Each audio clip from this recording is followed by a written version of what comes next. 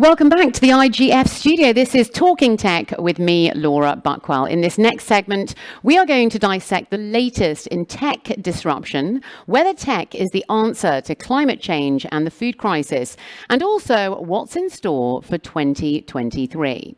As you can see, we are broadcasting live from the Taj Exotica here on the Palm in Dubai and along the sidelines of the India Global Forum UA Week, which has been running, yes, for the whole entire week. However, we are here in Dubai, and it's the second year here in the United Arab Emirates. If you would like to join our conversation, please do use our hashtag, that is IGFUAE. Well, I have an incredible lineup of guests for you over the next hour or so. However, we start with a very special guest who spoke on the India Global Forum stage just yesterday about the first-hand lessons on building a global company. However, he is here with us today to talk about how embracing technological disruption is the way forward. It's a very warm welcome to Sachin Duggal. He is the chief wizard and the co-founder of Builder.ai. Thank you so much for joining us here today. Thank you so much for having me. Right, as I mentioned, you spoke yesterday here on the India Global stage on the lessons of building a global company. So let's talk a little bit about some of the highlights of that. And also, is going digital for any company nowadays, is that vital? Is it essential going forward? You know, I think maybe starting with the second question, if we think about human beings wanting to unlock potential, I think today you'd have to say human beings unlocking potential means human beings using software and leveraging software. And I think that what we have seen, not only during COVID, but before, is a tremendous acceleration in everybody becoming digitally native. You know, we used to use this form of digitally transformed. I feel like that is only relevant for enterprises. I think what you're starting to see now is small businesses, entrepreneurs, people that are building their first business idea or adding new revenue to the existing business, they're becoming digitally native. And that in itself also allows them to become global. And you know, sort of segueing that into what we've learned and seen from our own experiences. You know, in the end, you have to ask yourself a bunch of questions. Why do you want to go global? How do you go global? What are the key tenets? And I always go back to me, a couple of fundamentals. Number one, you build a business because you're serving customers. And so you go global, number one, because you're serving more customers. I think the second is you're building a really credible team and a family unit that's going to deliver to those customers. And so the question is, have you got everyone you need where you are right now? Or do you need to augment skill sets? When we think about advances in technology like AI, you fundamentally need a global team anyway, because you're going to have selection bias. You know, people talk about payments differently. People talk about their business differently. It's a different vernacular that's being used. And if the AI is trained or built just to be able to certain vernacular, certain dialect, a certain culture, you know, it becomes a problem as it becomes global. And I'd say that the connecting tissue really is culture.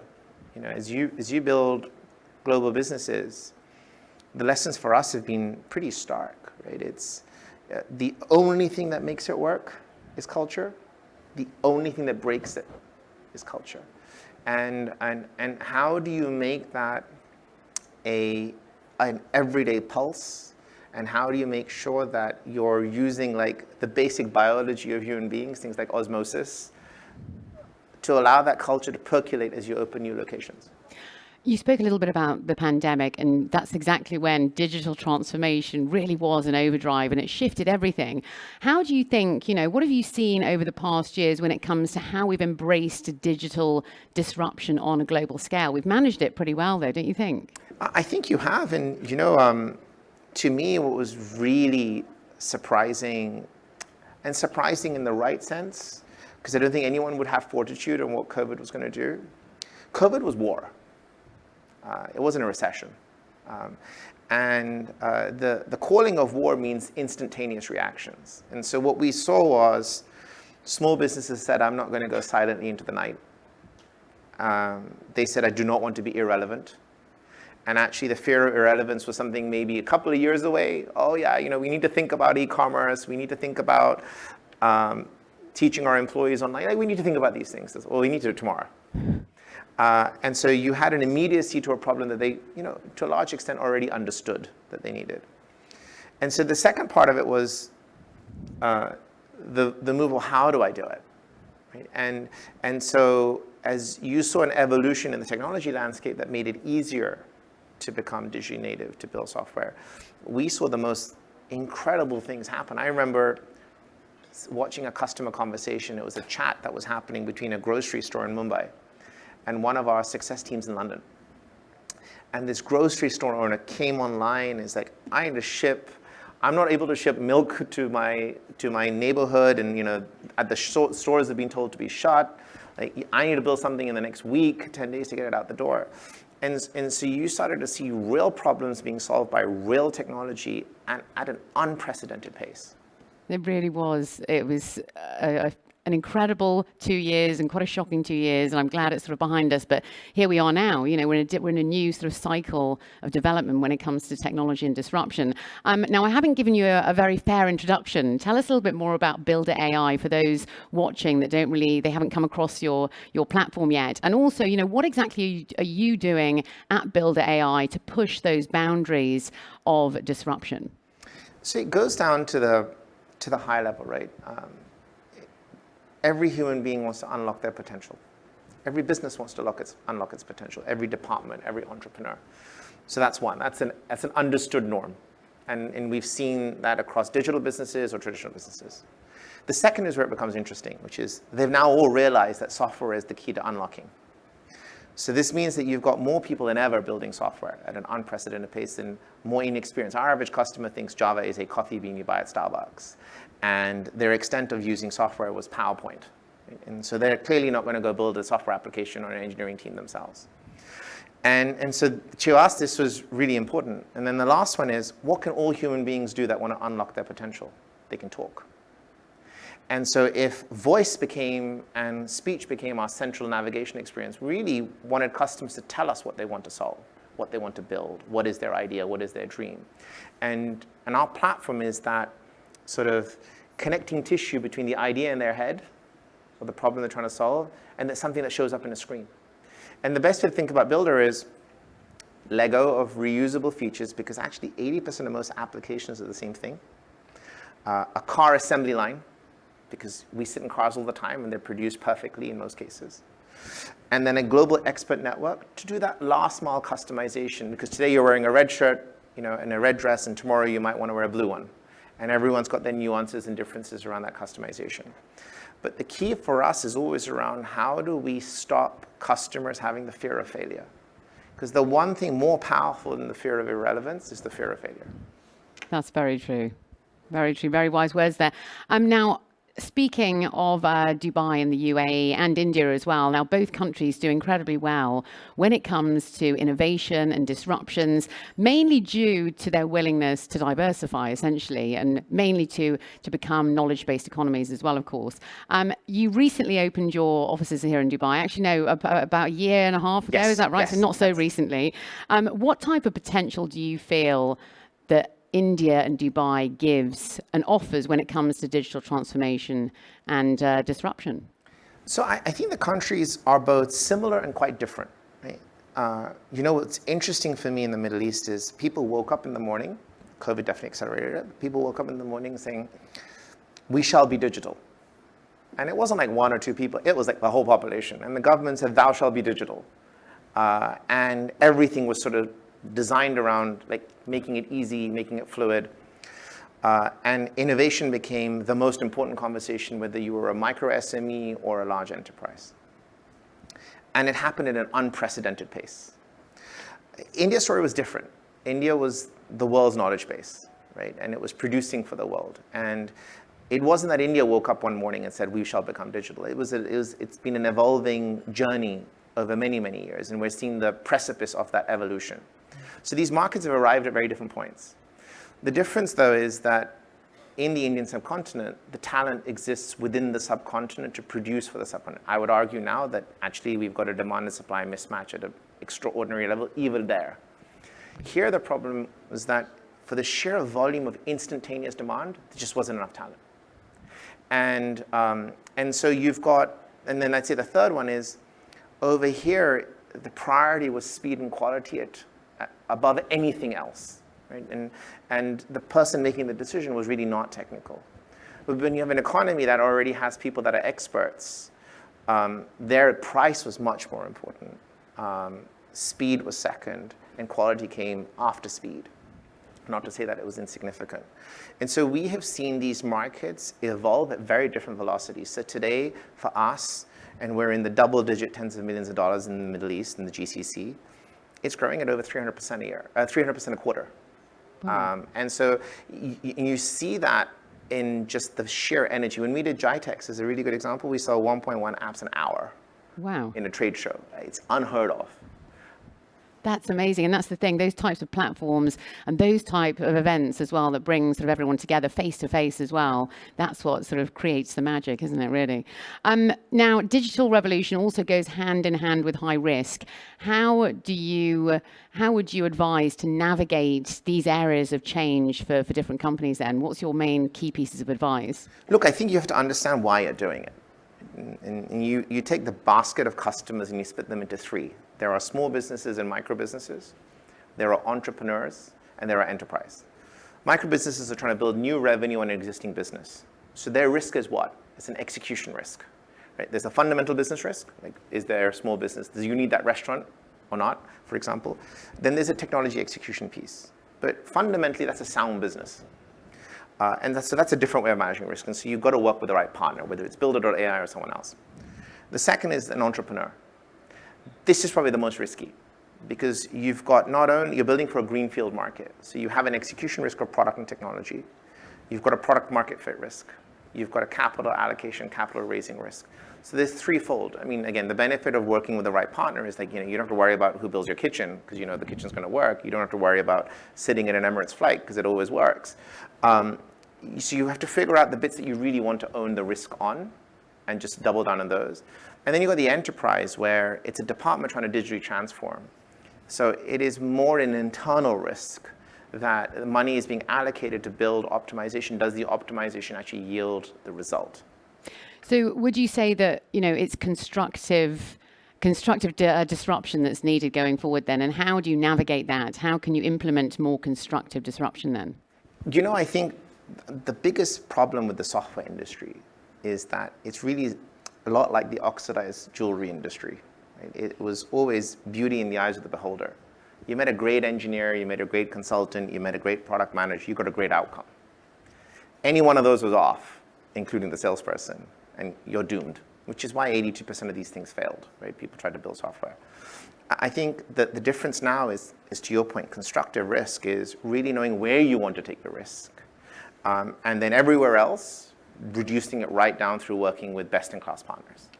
I wanted to get your take actually as well on, the future trends we should be looking out for in 2023, as well as this tech winter as well that we're going through. However, just before we go through that, I want to get your take on Web 3.0 as well. Do you think that this is really going to change the way that we develop and interact with software going forward, especially when it comes to businesses as well? So the official Builder line on this is, we think about technology coming in waves. And there was always this adoption curve, right? It was the early adopters, the late majority. Unfortunately, we used to call the last leg the laggards.